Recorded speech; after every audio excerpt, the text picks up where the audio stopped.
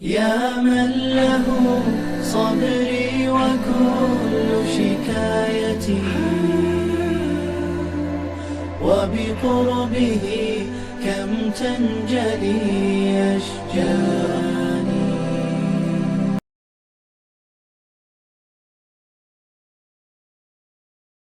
بسم اللہ الرحمن الرحیم وبہ نستعین وصلی اللہ علی حبیبہ سیدنا و مولانا محمد وعلی آلہ وصحبہ اجمعین. معزز ناظرین و سامعین، پروگرام پیغام ہدایت میں ایک مرتبہ پھر آپ کو خوش آمدید کہتے ہیں.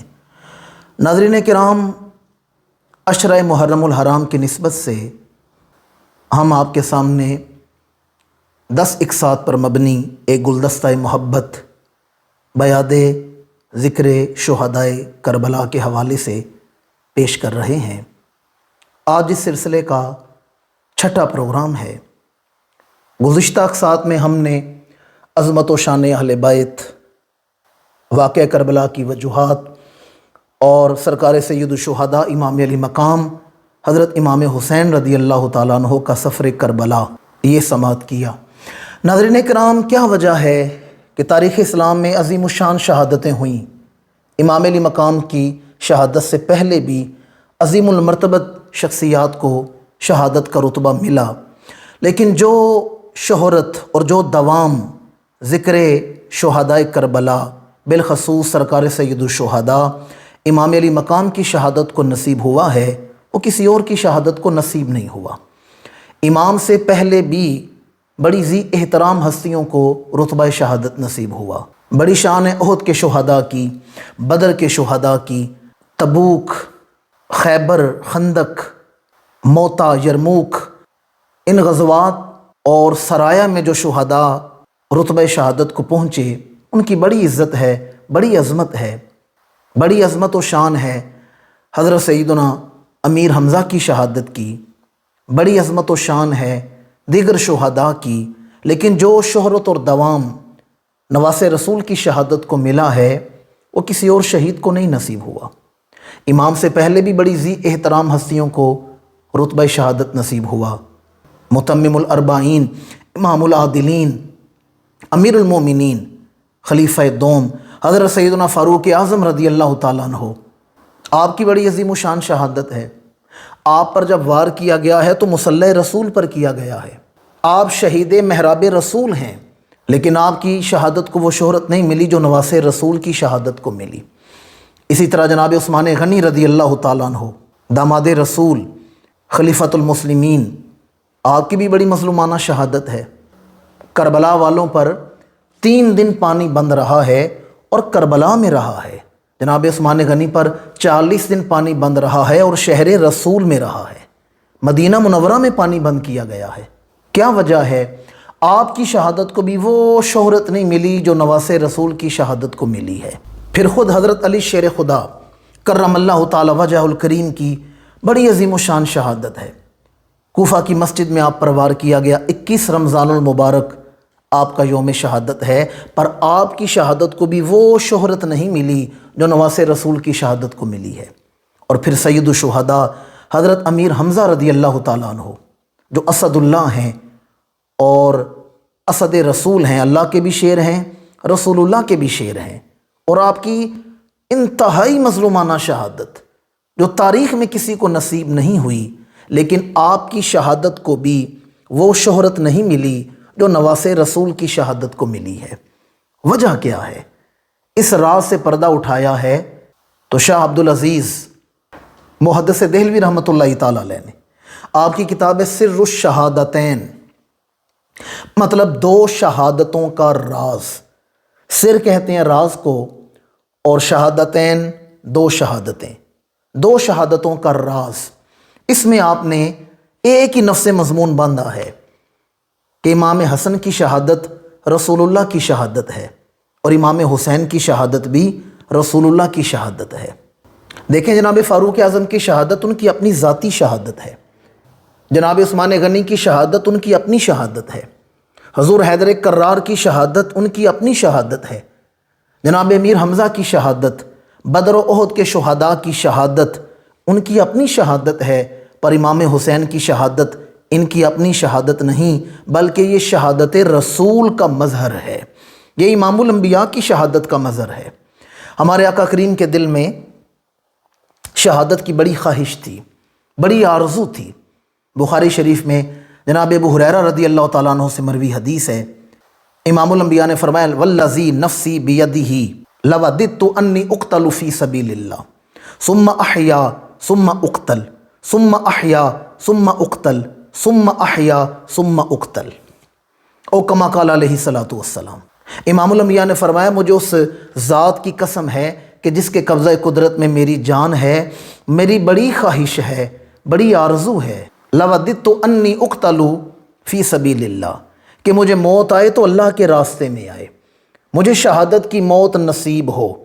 پھر فرمایا ثم احیا ثم اقتل، پھر میں زندہ کیا جاؤں، پھر اللہ کے راستے میں شہادت آئے، ثم احیا ثم اقتل، میں پھر زندہ کیا جاؤں، پھر اللہ کے راستے میں شہادت آئے، ثم احیا ثم اقتل، پھر زندہ کیا جاؤں یعنی ظاہری دنیا میں، اور پھر اللہ کے راستے میں شہادت نصیب ہو۔ تو حضور کی بڑی آرزو تھی، اور اللہ کا امر کیا ہے؟ اللہ کا امر ہے واللہ یعصمک من الناس، اللہ آپ کی حفاظت فرمائے گا۔ اور ویسے بھی تاریخ نبوت اور رسالت اٹھا کر دیکھیں، نبی شہید ہوئے ہیں لیکن رسول شہید نہیں ہوئے۔ نبیوں کو شہادت ملی ہے لیکن رسولوں کو شہادت نہیں ملی۔ اب حضور کی آرزو اور اللہ کا امر پورا کیسے ہونا ہے؟ اللہ کا امر ہے اپنے محبوب کی حفاظت، کوئی امام الانبیاء کو جانی نقصان نہیں پہنچائے گا، اور حضور کی آرزو ہے مجھے شہادت ملے۔ اچھا، اب شہادت کی بھی دو قسمیں ہیں، ایک ہے سری شہادت، دوسری ہے جہری شہادت۔ ایک ہے چھپی ہوئی خفیہ شہادت اور ایک ہے ظاہری شہادت۔ سری شہادت یعنی خفیہ شہادت، مثلا اگر کسی کو زہر دے دیا جائے، اس زہر کی وجہ سے وہ اللہ کے راستے میں جان دے، اسے سری شہادت کہا جائے گا، خفیہ شہادت کہا جائے گا۔ اور اگر کسی کو زخمی کیا جائے اور وہ زخموں کی تاب نہ لاتے ہوئے اللہ کے راستے میں جان دے دے، اسے جہری شہادت کہا جائے گا، ظاہری شہادت کہا جائے گا۔ اور حضور کی ذات میں دونوں شہادتوں کا وصف موجود تھا، دونوں کا جوہر موجود تھا۔ مثلا خیبر کے موقع پر امام الانبیاء کو زہر دیا گیا، جس کی وصال مبارک تک تاثیر رہی، اثر حضور محسوس کرتے رہے۔ اور ظاہری شہادت کا جوہر احد کے میدان میں امام الانبیاء کو زخمی کیا گیا، حتیٰ کہ افواہ پھیل گئی کہ امام الانبیاء شہید ہو گئے ہیں۔ تو دونوں شہادتوں کا جوہر حضور کی ذات میں موجود تھا۔ اب حضور کی ذات میں دونوں شہادتوں کا جوہر بھی موجود ہے، حضور کی آرزو بھی ہے مجھے شہادت نصیب ہو، اور اللہ کا امر بھی ہے، تو پھر امام الانبیاء کے نواسوں کو ان راستوں سے گزارا گیا ہے۔ یہی مضمون باندھا ہے شاہ عبدالعزیز نے سر الشہادتین کے اندر کہ امام حسن مجتبیٰ کی شہادت رسول اللہ کی شہادت کا مظہر ہے، اور امام حسین پاک کی شہادت رسول اللہ کی شہادت کا مظہر ہے۔ یہ دونوں شہادتیں دراصل اللہ کے رسول کی شہادتیں ہیں۔ کسی شاعر نے میری ساری تمہیدی گفتگو کو ایک شعر میں بیان کر دیا کہ ظاہر میں تو یہ شہادت ابن بطول ہے، پر غور کیجئے تو یہ قتل رسول ہے۔ ظاہر میں تو یہ شہادت ابن بطول ہے، پر غور کیجئے تو یہ قتل رسول ہے صلی اللہ علیہ وآلہ وسلم۔ تو امام الانبیاء کے شہزادوں کو اس شہادت کے دروازے سے گزارا گیا، چونکہ یہ رسول اللہ کی شہادت کا مظہر بنے ہیں، اور حضور کی حدیث ہے حسین منی و انا من حسین، حسین مجھ سے ہے اور میں حسین سے ہوں۔ یہی وجہ بنی ہے اس شہادت کی شہرت اور دوام کی۔ گزشتہ جو اقساط گزری ہیں ان میں ہم نے امام علی مقام کا سفر کربلا یہاں تک کا مضمون سماعت کیا ہے۔ آج خانواد اہل بیت کا میدان کربلا میں جو عظمت و کردار تھا، 10 محرم الحرام کی صبح تک ان کا جو قیام تھا، اس کے حوالے سے گفتگو ہم سماعت کریں گے۔ جب حر بن یزید ریاحی نے امام کو روکا تو مذاکرات ہوئے، حر امام کا موقف سمجھ گیا، اس نے کہا میں آپ کو گرفتار نہیں کروں گا، حالانکہ مجھے آپ کو گرفتار کرنے کا حکم ہے، لیکن میں آپ کو گرفتار نہیں کروں گا، بلکہ میں آپ کے ساتھ چلتا ہوں۔ آپ کوفہ جائیں اور ابن زیاد کے ساتھ اپنے معاملات طے فرمائیں۔ اور امام کے ساتھ چل رہا تھا کہ راستے میں مزید فوج نے امام کا راستہ روکا۔ امام علی مقام کو روک لیا گیا۔ فرمایا اس جگہ کا، اس مقام کا نام کیا ہے؟ کہا گیا اس کا نام ہے یقال لہا تف و یقال لہا کرب و بلاء۔ یہ تو آزمائشوں کی جگہ ہے، کرب و بلا کی سرزمین ہے۔ کرب کہتے ہیں اذیت کو اور بلا کہتے ہیں مصیبت کو۔ ہم اسے ملا کر پڑھتے ہیں کربلا۔ اصل دو لفظ ہیں کرب و بلا، ملا کر اسے کربلا کہا جاتا ہے۔ امام نے فرمایا اگر یہ کربلا ہے تو پھر یہی ہماری شہادت گاہ ہے۔ وہاں امام کا راستہ روکا گیا۔ ایک شخص جس کا نام تھا زہیر بن کین، بڑا متمول آدمی تھا، امیر کبیر آدمی تھا، اور یہ امام کے قافلے کے تقریباً ساتھ ہی سفر کر رہا تھا۔ اسے بتایا گیا کہ ہمارے ساتھ قافلہ حسینی جا رہا ہے، لیکن یہ امام سے ملنے نہیں آیا۔ اس نے سوچا اگر میں امام سے ملا تو ابن زیاد کو خبر ملے گی اور وہ مجھ پر اور میرے اہل و عیال پر ظلم کرے گا، چونکہ اس کی فطرت میں ظلم کرنا ہے، وہ ہم پر ظلم کرے گا۔ وہ امام سے ملنے نہیں آیا۔ ایک دن دوپہر کے وقت وہ اپنے خیمے میں، آرام دہ خیمے میں بیٹھا کھانا کھانے لگا ہے کہ امام نے اپنے خادم کو بھیجا، جاؤ زہیر ابن کین سے کہو تمہیں نواسے رسول بلا رہے ہیں۔ امام کا خادم آیا، اس نے آ کر زہیر بن کین کے ملازم سے کہا کہ اندر پیغام دو، زہیر بن کین کو نواسے رسول بلا رہے ہیں۔ زہیر اس وقت بیٹھا کھانا کھانے لگا تھا، پاس اس کی بیوی بیٹھی ہے۔ زہیر لقمہ توڑ کے منہ کے قریب لے جا رہا تھا کہ ملازم نے آ کر خبر دی کہ باہر امام کا قاصد آیا ہے اور آپ کو نواسے رسول بلا رہے ہیں۔ زہیر بن کین نے کہا جاؤ میرا پیغام بھیج دو کہ میں نواسے رسول سے ملاقات نہیں کروں گا، میری کچھ مجبوری ہے، میں ان سے مل نہیں سکتا، میں ملاقات نہیں کروں گا۔ پاس اس کی بیوی بیٹھی تھی۔ کچھ بیویاں ایسی ہوتی ہیں جو آدمی کی آخرت برباد کر دیتی ہیں، اور کچھ بیویاں ایسی ہیں جو آخرت سنوار دیتی ہیں۔ زہیر بن کین کی بیوی نیک سیرت عورت تھی۔ اس نے کہا زہیر تجھے نواسے رسول بلا رہے ہیں، امام حسین بلا رہے ہیں، تجھے تو رشک کرنا چاہیے اور تو جانے سے انکار کر رہا ہے۔ تو زہیر بن کین نے کہا ابن زیاد اس وقت ان کا دشمن ہے اور بڑا ظالم فطرت آدمی ہے، میں اگر نواسے رسول سے ملا اور جاسوسوں نے خبر دے دی ابن زیاد کو تو ہم پر ظلم کرے گا، زندگی مشکل بنا دے گا۔ میں ابن زیاد کے سامنے جواب دہ ہونے سے بچنے کے لیے امام سے نہیں مل رہا۔ جب اسے یہ کہا تو اس کی بیوی نے بڑا پیارا جملہ کہا۔ اس نے کہا زہیر تجھے یہ تو فکر ہے کہ تو ابن زیاد کو کیا جواب دے گا، تو یہ کیوں نہیں سوچ رہا کل قیامت کے دن تو اللہ کے رسول کو کیا جواب دے گا؟ اگر امام الانبیاء نے پوچھ لیا زہیر تجھے میرا نواسہ بلا رہا تھا، وہاں کیا جواب دے گا؟ تو حضور حیدر کرار کو کیا جواب دے گا؟ بس اس کے لہجے میں کوئی ایسا اثر تھا کہ زہیر تھر تھر کانپنا شروع ہو گیا۔ وہ منہ کے قریب لے جاتا ہوا نوالا وہیں پھینکا اور ننگے پیر دوڑا ہے خیام حسینی کی طرف، امام علی مقام کے خیمے کی طرف دوڑا ہے، اور دونوں بازو یوں پھیلا کر کہہ رہا ہے لبیک یا حسین، یوں بلند آواز سے مستانہ وار یہ نعرہ مستانہ بلند کر رہا ہے لبیک یا حسین، لبیک یا حسین۔ امام کی خدمت میں حاضر ہوا، دستبوسی کی۔ امام نے پوچھا زہیر تم مجھ سے ملنے نہیں آ رہا تھا؟ زہیر نے سارا واقعہ بیان کیا۔ امام مسکرائے، فرمایا میں تجھے اپنے لیے نہیں بلا رہا تھا کہ میں تجھ سے کوئی مدد چاہتا ہوں یا تجھ سے کوئی خدمت چاہتا ہوں، میں تو تجھے تیرا ماضی یاد کرانا چاہتا ہوں۔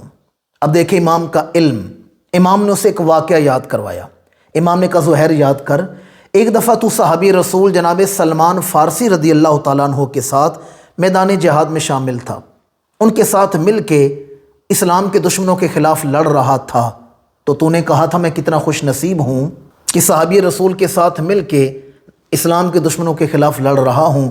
اس وقت جناب سلمان فارسی نے کہا تھا زہیر تو بڑا خوش نصیب ہے، جس طرح تو میرے کاندھے سے کاندھا ملا کر دشمنان اسلام کے خلاف لڑ رہا ہے، ایک وقت آئے گا تو نواسے رسول کے ساتھ مل کے اسلام کے دشمنوں کے خلاف لڑے گا، ایک وقت آئے گا تو نواسے رسول کی معیت میں اسلام کے دشمنوں کے خلاف لڑے گا۔ زہیر یہ بات بھول چکا تھا۔ جب امام نے یہ واقعہ یاد دلایا، زہیر امام کے قدموں میں گرا، معافی مانگی۔ پھر اس نے اپنے خیمے میں آ کر اپنی بیوی سے کہا، اگر تو چاہتی ہے تو میں تجھے طلاق دے دیتا ہوں، چونکہ میرا جینا مرنا وہ حسین کے قدموں کے ساتھ ہے، میں نے زندگی امام کے نام پر وقف کر دی ہے، اگر تو چاہتی ہے تو میں تجھے طلاق دے کر اپنے نکاح سے آزاد کر دیتا ہوں، تو جس کے ساتھ چاہے نکاح کر کے زندگی گزار لینا، جو مال و دولت تو کہتی ہے میں تجھے دے دیتا ہوں۔ پھر اپنے غلاموں سے بھی کہا، تم میں بھی آزاد کر دیتا ہوں۔ اس کی بیوی نے کہا، تو نواس رسول کی خدمت کرے گا، امام کی خدمت کرے گا، اور میں سیدہ زینب کی کنیز بن کے زندگی گزاروں گی۔ پھر زہیر بن کین نے امام کے ساتھ وفا کرنے کا حق ادا کر دیا۔ ابن کثیر نے اس بات کو لکھا ہے کہ 7 محرم الحرام کی شام، ویسے تو میدان کربلا میں بھی عظیم داستانیں ہیں، واقعات ہیں خانوادہ اہل بیت کی عظیمت کے، لیکن چونکہ ہمارے پروگرام کا وقت مخصوص ہے تو میں اسی دائرے میں رہ کر ہی اپنی گفتگو اور نفس مضمون سمیٹنا چاہتا ہوں۔ 7 محرم الحرام کی شام، امام علی مقام تشریف فرما ہیں، ساتھ امام کے 30 سال کے بھائی جناب عباس علمدار وہ بیٹھے ہوئے ہیں اور آگ جل رہی ہے۔ آگ کی دوسری جانب عمر بن سعد اور شمر ذی الجوشن بیٹھے ہیں، آپس میں مذاکرات اور گفتگو کر رہے ہیں کہ کوفہ کی جانب سے ایک تیز رفتار قاصد آیا، تیز رفتار سواری دوڑاتا ہوا آیا، سواری سے اترا اور ایک خط نکال کر عمر بن سعد کو دیا۔ عمر نے خط کھول کر پڑھا، شمر کو دیا، شمر نے وہ خط پڑھا، امام کو دیا، امام نے وہ خط پڑھا، مولا عباس علمدار کو دیا، غازی عباس نے وہ خط پڑھا اور یوں امام کی طرف دیکھا، امام نے وہ خط لے کر آگ میں ڈال دیا اور قاصد سے کہا، جاؤ ابن زیاد کو پیغام دے دو، حسین نے تمہارا خط آگ میں جلا دیا ہے۔ جب امام نے یہ کہا تو عمر پکار اٹھا، کہنے لگا، حسین، خط کا متن ہے کہ اگر حسین یزید کی بیعت کے لیے تیار نہیں ہوتے تو ان پر دریائے فرات کا پانی بند کر دیا جائے، ان سے اسباب حیات چھین لو، اگر تو بیعت کر لیں تو ٹھیک ہے، اگر بیعت نہیں کرتے تو ان پر پانی بند کر دو، انہیں مجبور کر کے بیعت لو۔ امام نے مسکرا کر فرمایا، عمر نے کہا، حسین، اگر آج تم لوگوں پر پانی بند کر دیا گیا تو تمہارے بچے پیاسے ایڑیاں رگڑ رگڑ کے مر جائیں گے، اور اگر آپ دشت کربلا میں مارے گئے تو آنے والے زمانے کو تو پتہ بھی نہیں چلے گا کہ دنیا میں کوئی حسین بھی آیا تھا، آنے والے زمانے کو تو خبر بھی نہیں ہوگی کوئی حسین ابن علی جیسا شخص بھی دنیا میں آیا تھا۔ لہٰذا میرا مشورہ ہے، ابن زیاد ظالم فطرت آدمی ہے، اس کی سرشت میں ظلم کرنا ہے، اپنی اولاد بچا لو، اپنا نام بچا لو، اپنا نسب بچا لو، اپنی نسل بچا لو، اپنے اہل و عیال کو بچا لو، تمہارے ساتھ بھائی ہیں، بھانجے ہیں، بتیجے ہیں، بیٹے ہیں، مخطرات عصمت ہیں، ان کی جانیں بچا لو۔ ابھی یہ سودا کرنے کا وقت تھا۔ ہماری زندگی میں بھی کتنے ایسے مرحلے آتے ہیں جب ہم نے کسی ایک چیز کو مقدم کرنا ہے، دوسرے کو مؤخر کرنا ہے۔ یہ لمحہ امام پر آ گیا ہے تو امام نے بتا دیا، حق و باطل کی لڑائی میں مقدم کسے کرنا ہے، مؤخر کسے کرنا ہے، قبول کسے کرنا ہے، رد کسے کرنا ہے۔ جب اس نے کہا اپنی اولاد بچا لو، اپنا نام بچا لو، اس وقت امام مسکرائے، فرمایا، آج حسین نے اپنی اولاد نہیں بچانی، آج میں نے اللہ کا دین بچانا ہے، آج میں نے اولاد نہیں بچانی، آج میں نے رسول عربی کا دین بچانا ہے۔ یہ سودا کرنے کا وقت تھا کہ دین بیچ دو، اسباب حیات لے لو، اسلام بیچ دو، باطل کے سامنے جھک جاؤ، عباس کو بچا لو، علی اکبر کو بچا لو، علی اصغر کو بچا لو، عبداللہ بن علی، عمر بن علی، ابو بکر بن علی، عثمان بن علی، انہیں بچا لو، اونو محمد کو بچا لو۔ یہ سودا کرنے کا وقت تھا۔ پر امام نے فرمایا کہ ٹھیک ہے، اسباب حیات بڑے ضروری ہیں، پانی بڑا ضروری ہے، پر بانی سے بڑھ کر ضروری ہے تو وہ ہدایت ضروری ہے، وہ دین ضروری ہے۔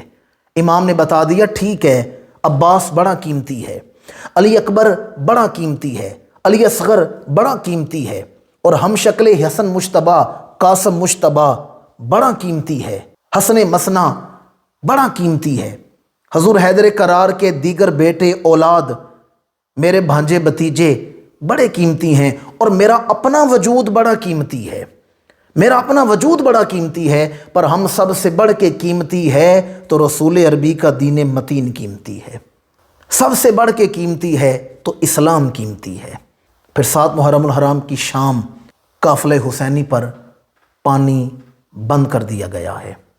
8 محرم الحرام، 9 محرم الحرام، شب عاشور میں کئی ایسے واقعات ہیں جو دامنے وقت کی تنگی کی وجہ سے انہیں نہیں چھیڑ رہا کہ ہمارے پاس وقت مخصوص ہے۔ پھر 9 محرم الحرام کی رات آئی جسے شب عاشور کہا جاتا ہے۔ امام علی مقام نے اپنے خیام کے سارے مردوں کو بلا لیا، ایک بڑے سے خیمے میں جمع کیا، فرمایا سنو، یزید کی بیعت کا مطالبہ ہے تو میرے ساتھ ہے، یہ بیعت کا مطالبہ مجھ سے ہے، میرا وجود ان کا مرکز ہے، تمہارے ساتھ اس کی کوئی دشمنی نہیں، لہٰذا میری خاطر اپنی اولادیں نہ قربان کرو، میری خاطر اپنی جوانیاں نہ لوٹاؤ، میں تم سب کو اجازت دیتا ہوں کہ جانا چاہتے ہو تو یہیں سے لوٹ جاؤ، کوئی جانا چاہتا ہے تو وہ چلا جائے، کیونکہ حسین ابن علی کے ساتھ بیعت کا مطالبہ ہے، تم لوگوں کے ساتھ نہیں۔ وہ جھکانا چاہتا ہے تو مجھے جھکانا چاہتا ہے، وہ بیعت چاہتا ہے تو میری بیعت چاہتا ہے، لہٰذا تم لوگ لوٹ جانا چاہتے ہو تو لوٹ جاؤ، اور اگر میں کربلا میں موجود ہوں تو کوئی تمہارے پیچھے نہیں آئے گا، میں یہاں موجود ہوں تو کوئی تمہارے پیچھے نہیں آئے گا۔ یہ فرما کر امام نے چراغ بجھا دیا۔ جب چراغ بجھایا تو ایک خادم نے عرض کیا امام آپ نے چراغ کیوں بجھا دیا ہے؟ فرمایا اس لیے کوئی جانا چاہے تو چلا جائے، اندھیرا کر دیا ہے، وہ یہ نہ سمجھے مجھے امام دیکھ رہے ہیں، جو جانا چاہتا ہے وہ چلا جائے۔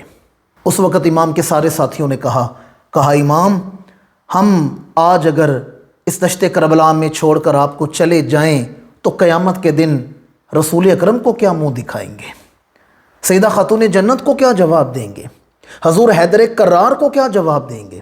فرمایا جو جانا چاہتا ہے وہ چلا جائے، میں وعدہ کرتا ہوں قیامت کے دن میں اس کا شکوہ نہیں کروں گا، اس کی تعریف کروں گا، میں تمہاری وفاؤں کی تعریف ہی کروں گا۔ پر تمام ساتھیوں نے کہا امام ہم آپ سے پہلے اپنی جوانیاں لٹائیں گے اور آپ سے پہلے مقتل گاہ کو سجائیں گے۔ تمام ساتھیوں نے وفا کا اظہار کیا، لیکن جو غازی عباس علمدار نے جو جملہ بولا ہے وہ ایک آفاقی جملہ بولا ہے۔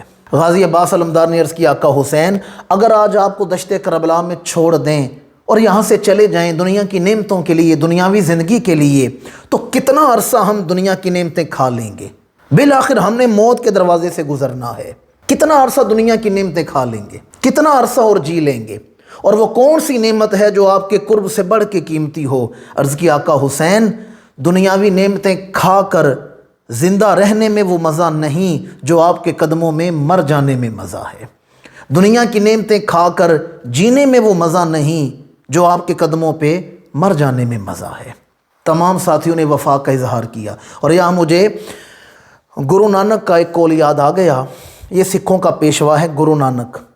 گرو نانک کہتا ہے میں ایک جگہ سفر کر رہا تھا تو میں نے کیا دیکھا کہ ایک درخت جل رہا ہے، ایک درخت کو آگ لگی ہوئی ہے، اور کہتا ہے میں حیران ہو گیا یہ دیکھ کر کہ درخت پر بیٹھے ہوئے پرندے اڑے نہیں بلکہ وہ بھی درخت کی ٹہنیوں پر بیٹھے ہوئے ہیں، جیسے درخت کے ساتھ جلنے کے لیے تیار ہیں، پرندے نہیں اڑے حالانکہ درخت جل رہے۔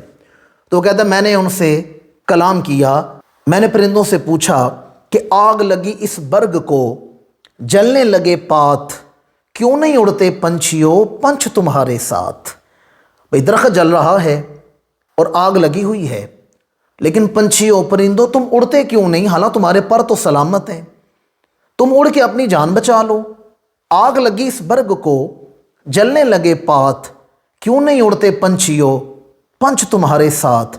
آگے سے پرندوں نے جواب دیا کہ پھل کھایا اس برگ کا بیٹھے لپیٹے پات، بھوک لگتی تھی تو اسی درخت کا پھل کھاتے تھے، دھوپ لگتی تھی تو اس کے پتوں کی چھاؤں میں بیٹھتے تھے، پھل کھایا اس برگ کا بیٹھے لپیٹے پات، پت ہمارا جیونا جو مرے نہ اس کے ساتھ۔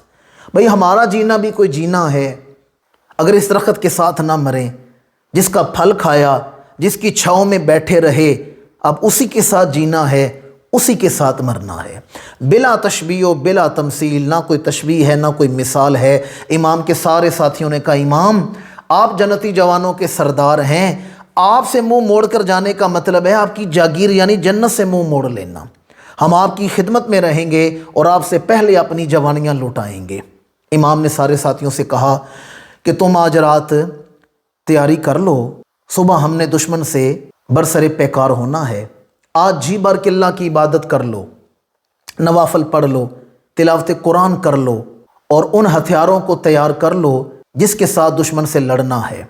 پھر امام علی مقام نے ساری رات تلاوت قرآن مجید میں گزار دی ہے، نوافل پڑھتے ہوئے گزار دی ہے، اور پھر تہجد کے وقت امام کو اونگ آئی ہے تو سیدہ زینب فرماتی ہیں میں نے دیکھا اونگ آئی تو جھٹکے سے آنکھ کھلی تو آنکھوں میں آنسو ہیں، تو میں نے پوچھا بھائی حسین کس بات نے رلا دیا ہے؟ عرض کیا مجھے رسول اللہ کا دیدار نصیب ہوا ہے اور حضور نے فرمایا ہے حسین میں آپ کا انتظار کر رہا ہوں، میں آپ کا منتظر ہوں۔ ساری رات انہوں نے عبادت میں گزاری ہے۔ معزز ناظرین و سامعین، یہاں مجھے کارلائل کا ایک جملہ یاد آ گیا۔ کارلائل ایک غیر مسلم محقق ہے، اس نے بڑی خوبصورت بات لکھی۔ وہ کہتا ہے کہ جب تک میں نے واقعہ کربلا نہیں پڑھا تھا اور بہادروں کی تاریخ پڑھی تھی تو میں سمجھتا تھا رستم اور سہراب بڑے بہادر ہیں۔ میں دیگر بہادروں کی تاریخ پڑھ کے بڑا متاثر تھا، لیکن جب میں نے واقعہ کربلا پڑھا تو اس نتیجے پر پہنچا ہوں کہ رستم اور سہراب تو امام کے دروازے کے چوکیدار بننے کے بھی قابل نہیں، وہ امام کے خادم غلام، امام کی سواریاں سنبھالنے والے غلام بننے کے بھی قابل نہیں۔ پوچھا گیا وہ کس طرح؟ وہ کہتا ہے کہ رستم بڑا بہادر ہے تاریخ کا، لیکن رستم لڑتا ہے تو پانی پی کے لڑتا ہے، حسین لڑتا ہے تو پیاسا لڑتا ہے۔ رستم لڑتا ہے تو اپنے شہر میں لڑتا ہے، حسین لڑتا ہے تو غریب الوطن ہو کے لڑتا ہے، حالت مسافری میں لڑتا ہے۔ رستم لڑتا ہے تو اس کے پیش نظر اس کا اپنا نام ہے، شہرت ہے، حسین اعلاء کلمت الحق کے لیے لڑتا ہے۔ رستم لڑتا ہے تو اس کے بچے اپنے گھروں میں محفوظ ہیں، اس کی عزتیں اپنے گھروں میں محفوظ ہیں۔ حسین لڑتا ہے تو 30 سال کے بھائی کے کٹے ہوئے بازو اٹھا کے لڑتا ہے، 18 سال کے بیٹے کا لاشا اٹھا کے لڑتا ہے، اور مخاطرات عصمت پردے دار بیویوں کو خیموں میں چھوڑ کے لڑتا ہے۔